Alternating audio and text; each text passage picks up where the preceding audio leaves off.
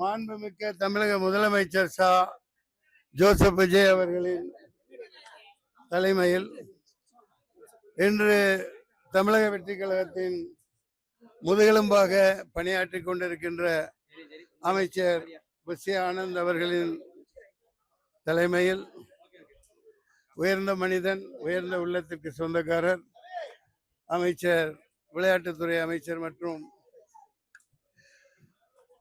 நெடுஞ்சாலைத்துறை அமைச்சர் ஆதவ் அர்ஜுனா அவர்களின் முன்னிலையில், உணவுத்துறை அமைச்சர் வெங்கட்ராமன் அவர்கள் முன்னிலையில், செங்கோட்டையன் அவர்கள் மூத்த பழம்பெரும் அமைச்சர்கள் முன்னிலையில் தமிழக வெற்றி கழகத்தில் என் இறுதி மூச்சு வரை பயணிப்பதாக இணைந்திருக்கிறேன். வரும்பொழுது கேட்டார்கள், இணைவதற்கு வருகிறீர்களா என்று. பிரிந்திருந்தால் தானே இணைவதற்கு.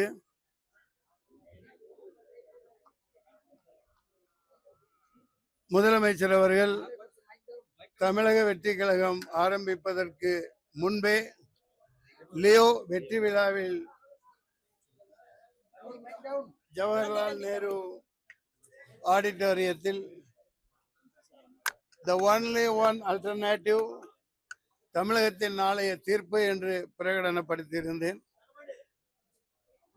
சந்திக்க இயலவில்லை. ஓரிரு நாளில் முதல்வரை சந்திப்பேன். அதிகம் பேச விரும்பவில்லை. பொதுச் செயலாளர் மிகவும் சிறப்பாக உரையாற்றினார்கள், தாங்கள் கேட்டிருப்பீர்கள்.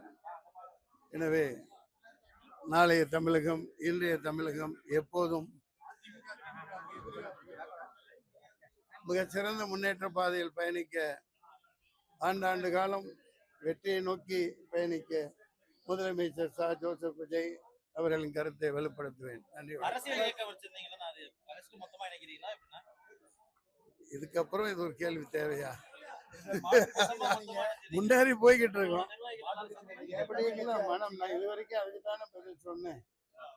இருந்தால் தானே இணைவதற்கு, இணையாதிருந்தால் தானே இணைவதற்கு. அம்மணி அவர்களுக்கு தான் சொன்னேன். நன்றி. இது நிச்சயமாக மிகப்பெரிய புரட்சி தமிழக முன்னேற்ற பாதையில் பயணம். நன்றி, வணக்கம்.